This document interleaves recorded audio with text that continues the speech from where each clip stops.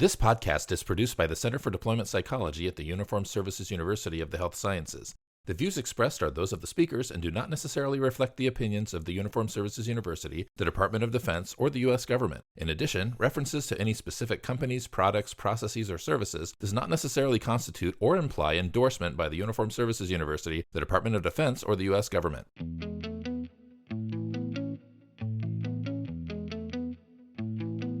Welcome to CDP's podcast, Practical for Your Practice, where we give you actionable intel to support what you do, one colleague to another. Hello, everybody. Welcome to Practical for Your Practice, the last episode of season 7, which is, it's kind of wild to think about that. But hello, Jenna and Kevin. Clearly you're here with me. We are. We're just here for sound effects. Not even waiting for the introduction. I like it. We're that familiar and comfortable after. Well, it's been 7 seasons, so I would hope so at this point. Yeah. Celebration time. Actually, I have to say, as we're wrapping up season 7, I'm a little bit sad because selfishly, felt like it was my season. We just got to talk about my favorite movie the entire time. True. It's true. What is your favorite movie? Well, interestingly, my second favorite movie is Elf, which I know makes no sense whatsoever. But if we could, think about a theme associated with that for the next season, that'd be great. There we go. Pivot from I know. Your brain is fascinating. I know. Thank you. That's the nicest way you could have put that.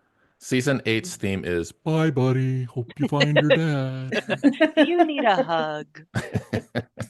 But we're still in season 7, so let's focus. Yeah. Let's focus. So thanks for joining me, my favorite co-hosts, as we wrap up season 7. And as we all know, we've been talking about the sins of EBPs in this particular season, and I think we've collected a lot of really interesting ideas. More than 7. Way more than 7. Yes. Some that I wasn't expecting, some that aligned with exactly where I thought we were going to go, but some I wasn't expecting. And so for today's episode, what we want to do is kind of summarize that and figure out what we learned and talk about what we learned and maybe what stood out to us about what our guests. Talk about what's in the box. Thank you. What is in the EBP box? What's in the box? So I thought we could start off by just kind of talking about what stood out to us. And I'm happy to go first on that front. Sure. One thing that's it is your season, Corinne. So it feels only right. Season. It's my season. Lean in and start us off. Here we go. It was interesting to me that there were some sins that, not surprisingly, were very specific to the topic that we were talking about. Like we were talking about EAPs, for example. That's a very specific topic, and so the sin associated with that, which was not really knowing or being familiar with what EAPs offer, not surprisingly, was very specific to that. Yep. So there were a couple of those, but what was actually more surprising is that there were a lot that really were across the board that had a lot of overlap. So I feel like guests often said similar things, specific to their context, but the theme itself was similar. So for example, the one that stood out to me was assessment, probably because that's what I mentioned in the first episode of the season as a sin. And it was interesting to me that multiple people brought up some version of that. Right. So, when it comes to practicing EBPs. Well, there's certainly a lot of overlap between the topics we were talking about and how central assessment is, right? And I think regardless of what topic we're talking about, that's where you start. Assessment is where you have to start, because otherwise, how do you even know what you're dealing with? We're just guessing at that point. And it's even more difficult to figure out, like, what would even be an effective intervention and approach. We have all these great topic-specific EBPs, and then we have some others that are general, but if you don't even know what you're treating. Yeah. So, it made sense that came up a lot, and it came up across many different topics. It seemed like so many of the sins that our guests, our experts brought up were like that, right? Overlapped a lot between topics. I love that you pointed that out. Yeah.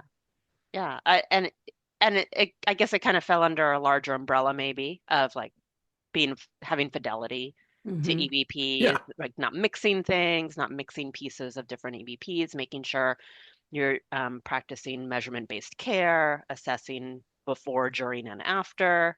Hmm. So yeah, Clinical like you said, precision, if you will. clinical precision. Ooh, Very like that. nice. Very nice. Um, yeah, there was a lot of overlap there, and that was nice to see. It also made me wonder, and I'm going off script here because I said I would ask you all what stood out, but instead, since it's all about me, I'm going to have a conversation about it. If so many people, so many guests mention something like assessment as a sin, why do you think, if we all agree that it's something we should do, why don't we do it? Right. Well, and I don't know if it's always that we don't do it. It's that maybe a reminder that assessment's ongoing. Yeah. And Right. we don't want to, I think sometimes if we've been trained in one thing a lot, we see it everywhere. And so this idea, or if we've got these preconceived biases about, like, for example, I'm thinking about um, the episode with Andrea Griffin on postpartum. And, Hmm. because we've heard postpartum depression, over and Yeah. over again, her stance was like, please, make sure you're doing a thorough assessment. It's not always Yeah. depression. So I think it's Right. like everybody does assessment, but I think there's pitfalls and sins that go along with assessment too. Yeah, that's a really good example of like it was Adrian's episode of like when you have a hammer, everything looks like a nail. So Right. when you're Yep. thinking about postpartum depression, everything looks like it, and you forget about everything else. Or like in good, I think it's not in a bad way, but how many of our sometimes we have consultees, let's say in PE, and they've Hmm. just done a PE training and they're super excited to use PE, and they'll Hmm. bring a client, to potentially, and I'm glad, like it's great that they bring a client to talk through, but Yes. as we talk it through, they really don't have PTSD. Like they're Hmm. so I think that can happen sometimes with good intentions. Yeah. I think one of the other things that sometimes gets in the way of thorough assessment is maybe just the conditions in which folks are practicing, right? Mm. Like I will say I have been privileged to work in systems where we don't have a limit on the number of sessions, for example, Hmm. or it's not a question of whether compensation is available for this diagnosis over that diagnosis, whatever. And so I will say I haven't always, or most of the time, haven't had to work in an environment where that's one of the pressing questions on mine. But I can certainly understand in some circumstances where you've got, I don't know, hypothetically, 4 sessions before you have to submit for an exception to keep seeing a person.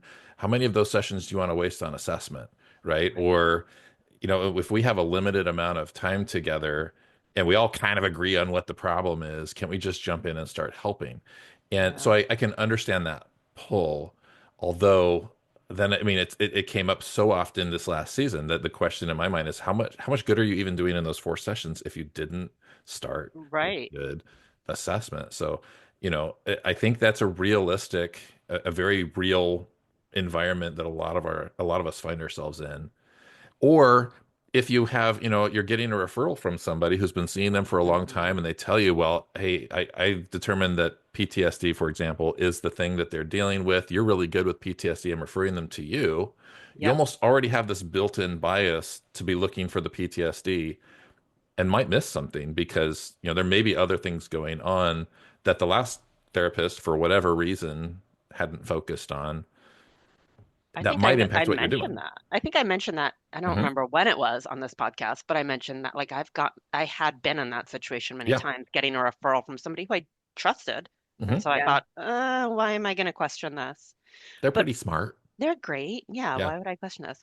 I can't help but notice though, Kevin, that you in giving that story about having limited sessions, I can't help but notice that you said, would I want to waste how much of those 4 sessions would I want to waste on assessment? And I wondered, Good pickup. Eh, yeah, eh, Well, that's what I mean. That's eh. the bias, right? yeah, Yeah, that yeah, that there's this feeling that doing a good, thorough assessment is a waste, and it's yeah, so not.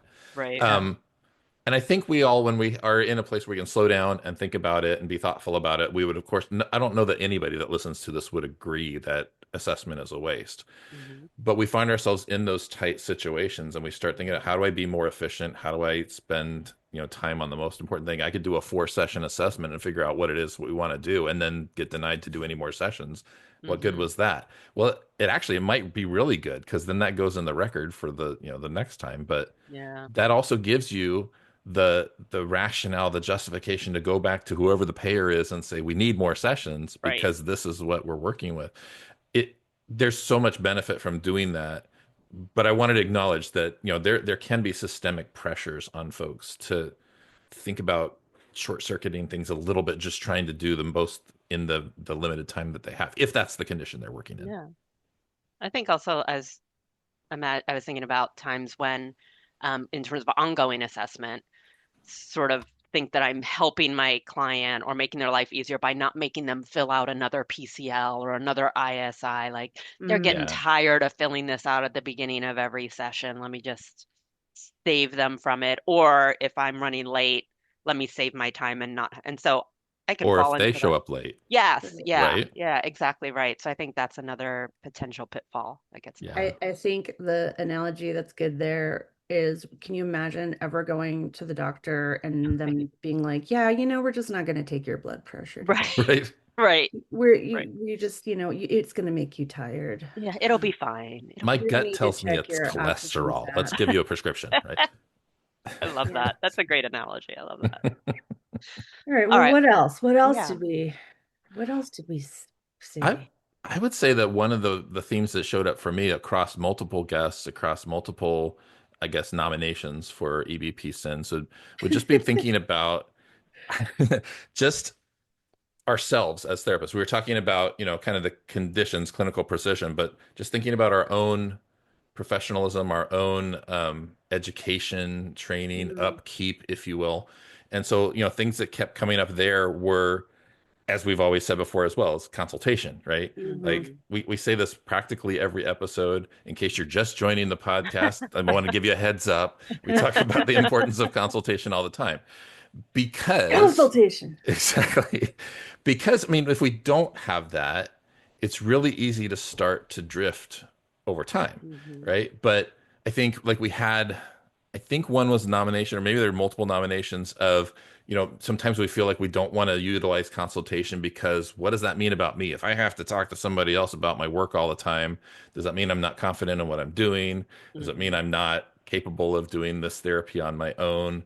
You know, that sometimes there's, again, systemic pressures not to engage in consultation because it's not revenue generating or, Hmm. whatever.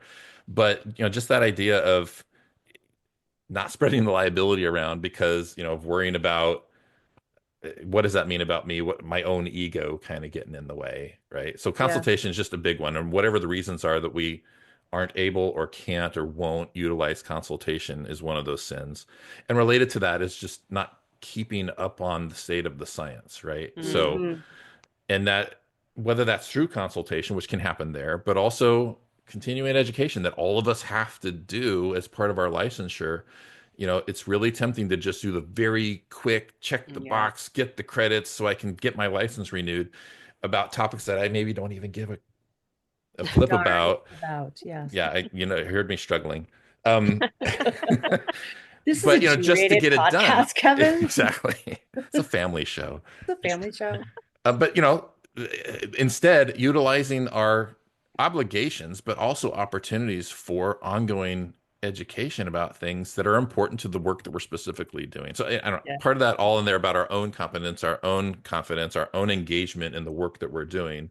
That's not to say that, folks are just purposely going out of their way to not do that. Like maybe there's some, but like again, in the kind of pressured environment that many of us Yeah. work in, it's really easy to drop that off or neglect that a little bit because we've got to get those credits wherever it happens. I got to get it for the cheapest and I've got to get it from, Yeah. whatever. So Without giving up patient time or paid time doing other exactly, things. Like I really empathize, and I'm not saying you should skip out on consultation or CEs. I'm saying the exact opposite, but I exactly. empathize with why it's so hard because Yeah. it's so hard to just take a day if you're going to do a full day or 2-day workshop like Hmm. we Mhm. enjoy giving so much. That's Hmm. 2 days away from your clinic. That's 2 days away from paid clients if you're in private practice. Yeah, that's money And going out rather than yeah, money coming in, right? right. Right, right. Right. And consultation too, like you might have every intention of joining. And I believe my participants when they say they're going to call in Yep. for consultation, but then they have a crisis that comes up Yep. and Yeah. they have to deal with I it. got to squeeze one more person in Yeah. or, whatever. And I think if we can, like, being aware of that sin is really important because I think then we can also build a better case for why it's essential. Like, Yeah. yes, it's time away from practice. Yes, there's some challenge there, but ultimately, if I'm expanding, if I'm like staying educated on really complex topics, like we had an episode on narcissism, and a Yeah. lot of people, like, again, like maybe have a surface understanding, but how do I get a deeper understanding of that and how it might show up in my office? I loved the episode this season on OCD and ERP, exposure, Hmm. response prevention. Um, I'm hoping that sometimes by including these topics, we inspire providers to Yeah. say, I could probably shore up my abilities in that area. Absolutely. So the cost is it's a short-term cost for a long-term gain because ultimately, if I do get that training and I then even better follow on with consultation, I can open my doors to different kinds of clients that maybe I don't feel comfortable serving right now. Another example of exactly that same thing. One of my favorite episodes from this season was about firearm safety conversations, right? Yes. And I think we all, as any provider, can agree that, talking about means safety when we've got clients that are struggling with a suicide crisis is really important. And what was great about that episode is that it's important how we talk about it, right? There's some nuance there. Um, it's really tempting, I think, for some of us without as much training or consultation on it to be like, no, you got a firearm, we got to get rid of it. Hmm. But instead, like, how do we meet people where they're at? I mean, Kurt West was a fantastic It's episode. So go great. back and listen to that if you haven't, or if Can you I want to add to review. that real Yeah, quick? absolutely. Because to me It's that your season. You don't even have to I ask. don't even need to ask. Yeah. Everybody shut up. I'm Yeah. talking Kevin, now. just give him the No, and truly that episode, I'm glad you mentioned it. That episode really stuck with me. Hmm. Um, Personally, because I think I mentioned on it, it was an area for me where I felt a lot of discomfort. I'm not Yeah. familiar with firearms. I have probably avoided the conversation a lot, and I appreciate exactly what you just said, that he talked about how to meet clients where they are, but even just to start that conversation, to Yes. not avoid, just have the conversation, even if it's uncomfortable. Here are some ways you can make yourself more comfortable, start getting comfortable, but either way, you got to have the conversation. And that's that continuing education, right? Yeah, Like yeah. whether it's how to have that conversation, just the fact of starting it, like that, make that part of your professional development because it's so important to the clients that we're serving. Not every client walking in the door is going to be in a suicidal crisis. I mean, fortunately, I mean that Hmm. would be yeah. really hard, Yeah. but it does come up. It is Mhm. part of the work we do. And if we're uncomfortable with that conversation and we're skipping it because of that discomfort, we might be doing a disservice to our clients. So it's part of that obligation, that ethical responsibility to always be learning, always be developing our skills, always be, trying to identify and understand where we can be even better than we are. You all are awesome. The people who are listening, I know you're fantastic therapists just because you're awesome. And we all always have room to get better. And I guess the final one in that, well, these are like categories of nominations, right? So it's like best I'll actress. allow it. I'll allow it. Go Okay, ahead. thank you. So if we're kind of really talking about, this professionalism as a nomination, the nomination of sins under the professionalism category are this year. So we talked about consultation and we talked about continuing education. I think it was really interesting when we talked to Randy Martin about EAPs, and I think it came up again, having to do with other things was like know your resources. When Hmm. Yes. you're trying to navigate having so many clients and there are resources that are going to be essential for your client to have that'll Mhm. help them get back territory faster, and resources that maybe make more sense than continuing to see you and being a resource like he advocated, like, get on some panels, Yeah. because Yeah. it's really going to help folks with insurance. But know what your client's employee assistance program offers. Can you Mhm. do this part, but they do that part? And like, how do you kind of spread things out with the people that are going to be best suited to address different aspects of your client's care too? So that's Totally another agree. piece of professionalism. That feels really important when we contrast that with the reality that many of us feel pressured. We feel a time crunch. We feel Um, we have wait lists, people have trouble with access, and all of Yeah. that is true. But I think the flip side of that is that there are a lot of resources out there that are underutilized because the word hasn't gotten out for whatever reason. Like Randy said, like the word hasn't gotten out. What is an EAP? It's not about going to the principal's office, right? Right. Um, so there are also these, yeah, these resources that I don't, it would be great if we all could spend some time just getting familiar with what else is out there. Yeah. That's so especially true when you work in an environment where you're almost working in isolation, right? Like imagine some of our listeners maybe work Mm. in private practice and it feels like you have access to no resources. Like, I've worked in hospital systems where that there's a department over here and there's, case management and there's You're resources the all over the dietitian. place. You're the, Yeah, yeah. exactly. Sleep medicine and all that. But when you work in private practice, sometimes it feels like there are no resources. It's just you. And Mhm. the fact of the matter is, there's a lot out there. The difficulty Mhm. is identifying them, and it takes Yeah. some work and time. And I think that's where that the hesitation comes in because it does take time. Again, away from seeing clients, Hmm. sometimes it's hard to know where to start to even identify those. So yeah. And I think, not to toot our own horns, but one of the things that we really hope we're doing for all of you is providing resources that you can Yes. take and use. So, for example, again, Andrea Griffin, like, God, I wish I knew about that hotline, the Yeah. postpartum hotline when I was working in OBGYN. Hmm. So, now if you're working with a, client who's pregnant or, you have that in your back pocket to say, hey, here's something else, should you need it. So we'll keep working hard on here's our promise to you. We'll keep working hard on our end I'm not, to I don't agree to that. I'm not working hard. include valuable resources in the show notes, and we link everything that we talk about, but there's a ton of them. If you just Yeah. even scroll through our show notes and copy and paste them into a document, you would have Hmm. a good collection. Actually, that's not a bad idea. We should keep a running Great list. idea. Anyway, Yeah. okay, so do you guys want to hear mine? Of course. My Sure. category, the category of nomination is, um, and I will tell you, admittedly, I dragged my feet and I screamed and kicked and didn't feel like doing, which I think I even admitted on the episode. But we had a lot about like provider sustainability, like Mm. self-care, Hmm. wellness, Hmm. things like that.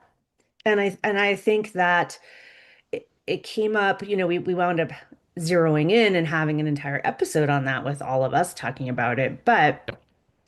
it was really encouraging that it came up on other episodes too. And Hmm. one Hmm. of my I feel like I say one of my favorite episodes with every episode I talk about, but Gabe You have Paoletti 12 of coming them. back on and talking about stress as a team sport Yeah. was just fantastic. And I will forever remember when your tail light goes out, who know when you're driving a car and your tail light goes out, who notices? It's not you, it's other people. And I think we really had a good conversation about the sin of not recognizing your stress. We're so focused on the Yeah. well-being of others that we as providers sometimes do a terrible job of ignoring our warning signs, not knowing what they are, failing to use peer support, things like that. Um, and if we are not, like, it's stuff we know, right? It's stuff we talk about. If we are not in the best position that we can be in, how can we serve others? So I Hmm. really feel like that came up in the episode that was all about that. It came up in Gabe's. It came up even in the first, when we first talked Yeah. together. Yeah. I appreciated Gabe's discussion on a lot of levels. One, I feel like that discussion gave me permission to call people who I care about out, and that sounds really negative, but to actually it encouraged me to say, "Hey, you seem stressed. Hey, Halloumi. yeah." And now I send pictures of halloumi to eat both of you all the time I will whenever I see say it on a menu. the best thing I took away from that episode, and it was fantastic, that this is not the only thing I took from it, is like I was unaware of the existence of halloumi before this You episode. guys are And so now weird. it's like my world has expanded. For our listeners out there, Corinne and Kevin do text halloumi frequently in our text thread. But And it wasn't just truly, about cheese. No, amazing. but But sometimes it's like bit. You Now gotta you got like, to go It's back and always listen to it if you that's missed it, right. people, because it's always you about need to figure cheese. this out. It's always about cheese. Look, my self-care is predominantly cheese and Mamma chocolate, mia. You so, know, whatever. hard to fault it. Yeah. But truly, it reminded me that it's a good thing. It's not only Hmm. okay, it's a good thing to be able to have that conversation. And I'm hopefully doing others a service by Yeah. saying, hey, you seem stressed. Do you want to take a beat? Do you want to take a minute? Do you want to talk about what's going on? Yell halloumi at somebody, Right. or Yeah. Mamma Mia. And it's really changed my perspective in a We're positive way. responsible for each other. Yeah. We are. Yeah. And I especially liked the way he talked about what's the best way to do that for that other person. Hmm. Because we know the S word is loaded, right? Like you seem stressed can be like, Yeah. no, I'm not, versus like how can we find a good way to notify this person? Mhm. Mhm. Which, I've actually forgotten to yell halloumi at you a couple times, Corinne. So And building our crew, right? The people yeah, that we trust yeah, to say that in a non-offensive way, like to not right. be offended with somebody in our stress team Mhm. points it out to us. Yeah, I also appreciate you mentioning, Jenna, that you were not eager to talk about self-care and being yeah. stressed. And yet we did a very long episode, not very long, but we did a long enough episode on that somehow. And I have to say, since we recorded that, I've been talking about that episode a lot because Hmm. it's been coming up so frequently with colleagues that people are stressed and overwhelmed and feeling a little bit frayed, feeling a little bit overwhelmed. So that's another thing that stands out to me that I think everybody can benefit from that mutual support. Hmm. Everybody has these periods, especially right now for a lot of people, of feeling kind of overwhelmed and frazzled and needing each other's support. Yeah. Yeah. And that's not a weakness, that's No, reality. it totally is. Yeah. I think another one, I'm like thinking back to the very, very beginning where um we talked about this idea of like perfectionism getting in the way too, Yep. or Yep. needing to be like perfectly perfect at an EBP before you engage in that, like, and obviously you don't want to go in willy-nilly, and we're in the business of not encouraging folks to do EBPs without fidelity, but like Right. if you have these high, like these crazy high expectations, you're going to keep yourself back. You're going to keep yourself back from serving others. You're not taking care of yourself. You're not, um, that like make sure you're checking that too. Do you have these standards for client outcomes or yourself that are going to not promote sustain, it's not sustainable. That's not Yeah. that's not sustainable for sure. It reminds me of the discussion that we had a little bit about like imposter syndrome. I know we've talked about that Mm, in past seasons too, but just that feeling of if I don't have all my crap together, then I have no right to be helping somebody else get their crap together. And it's really not that. I mean, we're Yeah. humans. And let me say that again. If I don't have my stuff together, right? If I'm got issues or areas that I need to work on myself, then how can I, as a provider, suggest that I can help somebody else get their stuff together? It's, I think all of us feel that to some degree, and it's a nice reminder amid these, mhm. overlapping sins that good enough is good enough. If we're waiting to be perfect, we're never going to do this, and we're not then going to be able to help others. We're kind of withholding from them how we can help if we think we have to be perfect before we even get there, because then otherwise there'd be no therapists in the world. And it's yeah, also not what we want to model for our clients to begin with. Like I Exactly. don't want to Yeah. model, hey, I'm not going to do this till it's perfect. I'm not going to try until I'm perfect at it. Totally agree. Yeah. I think that especially true, and you all know that all of us treat PTSD in different places, prolonged exposure, cognitive processing therapy, and that's one of the central, I think, topics to discuss with folks about doing the things you don't want to do. The more you do it, the easier it gets, right? Is that if you wait for those situations that you've been avoiding to feel safe before you go do them, you're never going to do them. They start to feel safe by doing them and adjusting and kind of learning new things about yourself and the world around you. Similar to us as therapists, if we wait until we feel like the expert at whatever EBP it is, we're never going to do it, because that comes by doing it when we're not feeling an expert. Hmm. there anything else that stood out to you guys on this season related to the sins? 'Cause I think we've covered a lot of ground. Yeah. I mean, I guess the only other major category, if we were kind of, organizing these into categories, we've talked a lot about, sins related to ourselves as therapists and our Mhm. our professional competency and, things like that. But I think there is also some things around dynamics with our patients, right? So, Mhm. how are we interacting with them? So, there was a whole episode on terminations and how do we Yeah. manage those, and that it's not just okay, you're great, get out. Like, how do we handle that? How do we anticipate it? How do we prepare for it? Because every case terminates one way or another. um, Collaboration of care, working with other professionals, all that kind of stuff, and the way that we interact with our clients. And it's funny because I assumed going into this season that all of the sins would be about that kind of stuff, Huh. right? How are we working with our clients in the right way that'll be the most helpful to them? And it all relates, Yeah. but there certainly is there were some of the sins that our guests brought up that relate to those patient dynamics, Hmm. that interestingly, as we were talking about how this all coalesced for each one of us, um, wasn't necessarily the highest one Right. on the list, right? But so yeah, that was one other thing that I noticed, and so there's a few episodes related to that. I like that termination episode, not just because Yeah. it came from a listener question directly, but the piece that stood out to me is remember like maybe termination's not even the best word. Like that just has such a Yes. negative I know, connotation. right? And that's not really what we're talking about, but it's the word that we use. So Yep. just like kind of rethinking how I'm even framing that in my own mind. Graduation. Yeah, yeah. Graduation from Moving on. clinical work, great job. And it's not the end. You can always come back. Yeah. It's a Right. semi-termination. No, but yeah, that just There's the word, grad the language school, that we there's use med school. You could keep going forever. You could be, ever. yeah, forever. Well, I think we've nominated categories per Jenna's request. We've nominated categories. I don't know. Insert insert the Emmy music now. Yeah, Good. yeah. We're gonna play you off stage actually right now.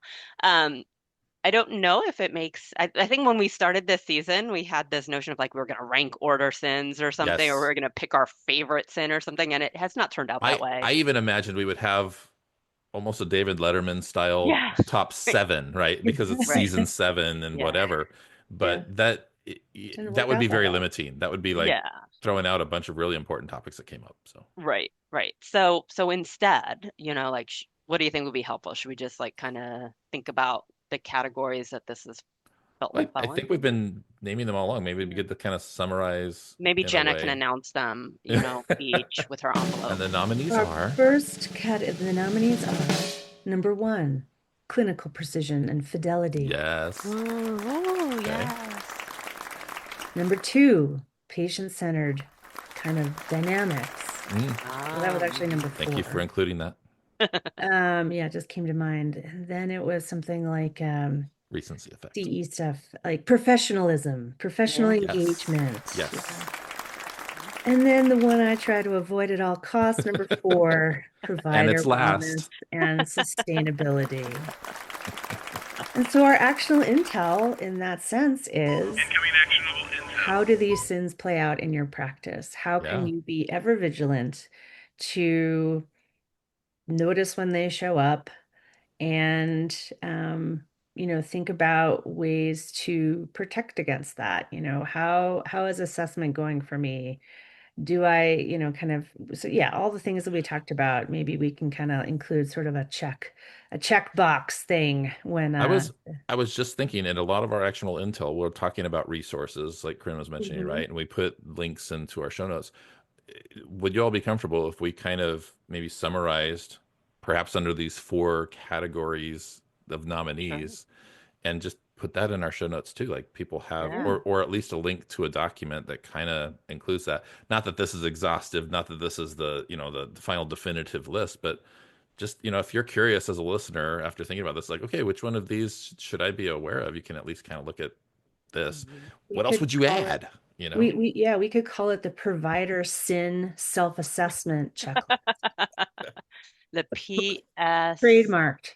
The PSS, the PSSAC. Oh, yes. Ooh, Yeah. Yeah. The PSAC. The PSAC, the very well-known Trademark that now. PSAC, trademark. All right, well, that'll be an actionable intel item for us. We will develop Yeah. the Look PSAC. for the link. Yes. Also, I mean, shameless self-promotion, but I think an actionable intel item for me is if listeners have maybe heard us reference an episode that they haven't listened to yet, but that they think was intriguing, that Mm-hmm. go back and listen. Mm-hmm. Of course, we want you to listen to the whole season and all the seasons that came before it. But if there's something that stood out to you, go ahead and look up that episode and give it a listen. And I say one last item for actionable intel is also shameless plugging, and that is talk to us. Like, Yeah. if there were It's so lonely. if there were sins that we didn't mention but you think are important, or something that stood out to you in the season that we didn't kind of explicitly reference in the summary there, let us know. And you can talk to us in lots of different ways. We love hearing from you, all of you. We have a voicemail that you can leave us a voicemail on SpeakPipe. The link will be in the show notes. You can send us an email. That link will be there too. We'd love to hear from you. And if you have suggestions for our upcoming season, what theme I was going to say, could that's where I help, would or really like to hear from topics, people. Because or if you speakers. leave it up to me, Right. it's going to be elf themed. Dark. And like the question for every guest can be, what's your favorite color? Welcome to Practical for Your Practice. What's your favorite color? So if you don't want that, maybe give us some suggestions for what you want to hear. And of course, in the meantime, we'll be working on some ideas too. But it really helps us to know what would help you, because that's what we really want to do ultimately. Mm-hmm. And until then, wait, I want to say thank you all for another great season. I'm sorry, Jenna, that I want to thank you. Thank you for a great season. It's been yet another fun, season to record together and to learn and explore things that I'm not entirely familiar with. Agreed. This is seriously my favorite thing to do at CDP right now. I love all the other things I do, but this is my favorite, getting to hang out with you all. Yeah. And thank you to all our listeners for listening and giving us a reason to talk. And being part of our stress team. Yeah. Thank you, halloumis, fellow halloumis. Yes. And with that note, let's wrap up here before we go too far off the rail. Yeah. And until then, stay curious. And mind your EBPs. Bye, everybody. See you in season 8. Bye. See you in season 8. Remember, we love hearing from our listeners, so leave us a message on SpeakPipe or send us an email. Both can be found in our show notes. Our theme music is Failed Attempts by Nitro, and our administrative assistant is Bree Mercer. Thanks for listening to Practical for Your Practice. If you like what you're hearing, please feel free to follow us, rate this episode, and share it with others. Until next time.